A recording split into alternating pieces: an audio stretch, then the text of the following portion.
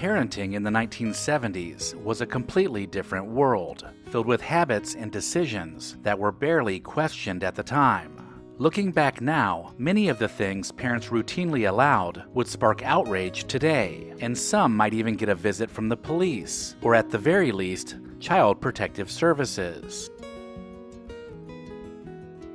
In many rural towns and quiet neighborhoods during the 1970s, it wasn't unusual for a parent or grandparent to let an elementary-aged kid steer the family car down a dirt road, or even drive around a parking lot. Some kids learned to drive tractors, pickup trucks, and station wagons years before they were legally old enough.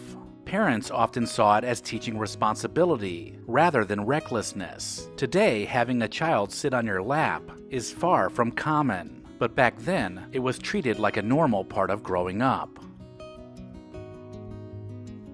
The 1970s practically invented the latchkey kid. Millions of children came home from school to an empty house while both parents worked. Kids carried house keys on shoelaces around their necks and spent hours alone making snacks, watching television, or roaming the neighborhood until dinner time. Parents expected kids to figure things out on their own. Today, leaving young children unsupervised for any period of time could trigger investigations in some states. But in the 1970s, it was simply everyday life.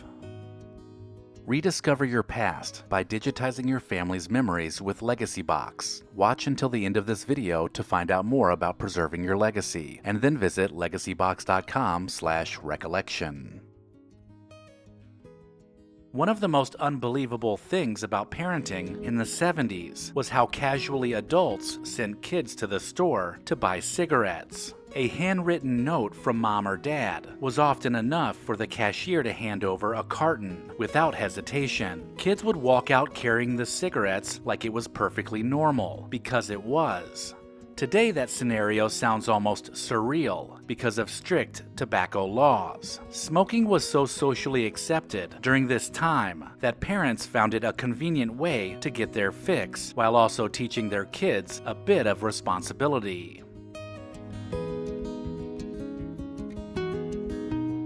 Summer in the 1970s often meant leaving the house in the morning and not returning until the streetlights came on. Parents usually had no idea exactly where their kids were for most of the day. They rode bikes for miles, explored woods, built forts, and wandered neighborhoods completely unsupervised. Today, that level of freedom would make many modern parents panic. But back then, independence was considered healthy, and boredom was something kids were expected to solve on their own.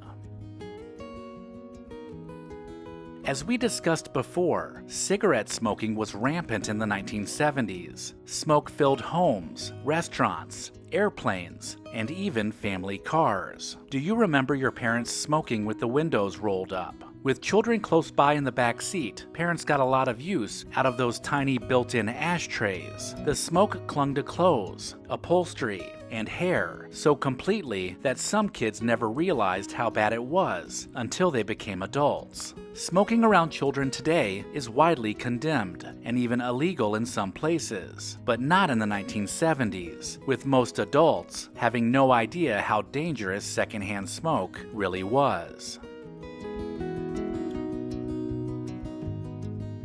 Spanking was one of the most common forms of discipline back then, and few people questioned it. Belts, wooden spoons, switches, paddles, there were lots of options. And that's because parents believed spanking taught respect and corrected bad behavior. Schools even allowed paddling as a form of punishment for misbehaving in the classroom. Today, attitudes toward discipline have shifted dramatically, with many people now viewing spanking as harmful or even abusive.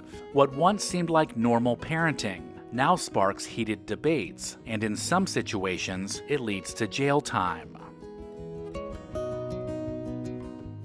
If a child talked back or used bad language in the 1970s, if a spanking wasn't involved, there was a good chance they might end up with a bar of soap in their mouth. Parents saw it as a harmless lesson that would clean up foul language. Kids dreaded the bitter taste of bar soap. especially if it was lathered up first. Today, many people would view this kind of discipline as humiliating or even abusive. But if you grew up in the 1970s, there is no doubt you experienced getting your mouth washed out with soap at least once.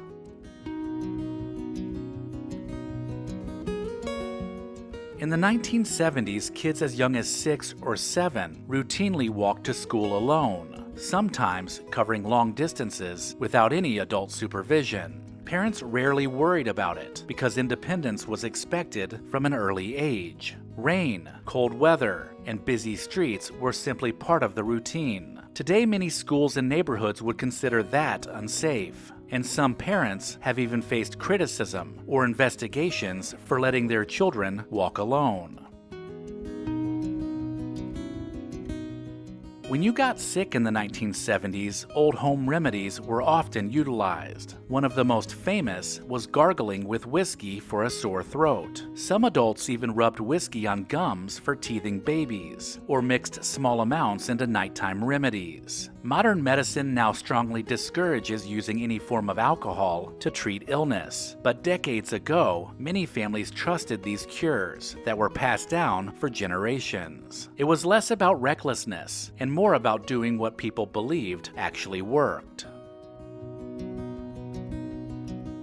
In the 1970s, many pregnant women smoked cigarettes, and some continued to drink alcohol throughout. The dangers were not fully understood, and doctors would even appear in cigarette advertisements, claiming certain brands were safe. Pregnant women might be told to avoid stress more often than they were warned about the risks of smoking. Today, those habits are strongly linked to serious health risks and would bring immediate criticism. But back then, many mothers were simply following the cultural norms of the time. Before there was a chickenpox vaccine, some parents intentionally exposed their young children to the illness through chickenpox parties. The idea was simple. It was considered better to catch chickenpox young rather than as an adult, when symptoms could be much worse. Parents would bring healthy children over to play with an infected child, with the purpose of exposing them to contagious disease. This might sound reckless today, but many parents genuinely believed they were protecting their children in the long run. Back in the 1970s, kids bounced around the family car like it was a living room on wheels. Seatbelts existed, but parents barely thought about using them to restrain kids, especially on short trips across town. You could stretch out in the rear window area, spread out in the back, or ride in the front seat without a second thought. Today, that would easily garner nasty stares and visits from the police. But at the time, most parents thought the safety of their arm across the bench seat was all you needed to stay safe.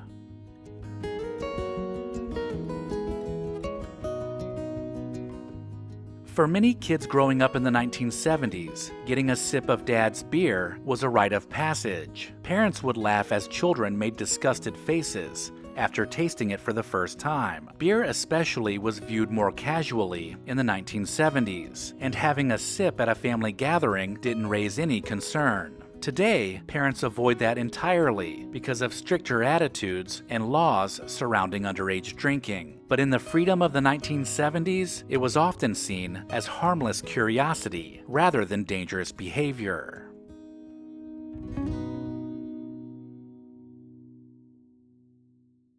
Recollection Road and LEGACYBOX both believe it's important to preserve the past. If you're like me, there's a box of your family's treasured home movies and photos tucked away somewhere, and LEGACYBOX can help you preserve them digitally. The process is a simple and safe solution for converting your home movies and photos to thumb drive or to the cloud. Just send in your LEGACYBOX filled with old VHS and camcorder tapes, film reels, and pictures, and get back digital copies that can be easily enjoyed, shared, and kept organized. It's that easy. LEGACYBOX is trusted by over 1 million people, and it's all done right here in the USA. Get started preserving your past today. Go to legacybox.com/recollection to get an incredible 55% off. Buy today to take advantage of this exclusive offer and send in your memories when you're ready. Go to legacybox.com/recollection to save 55% while supplies last.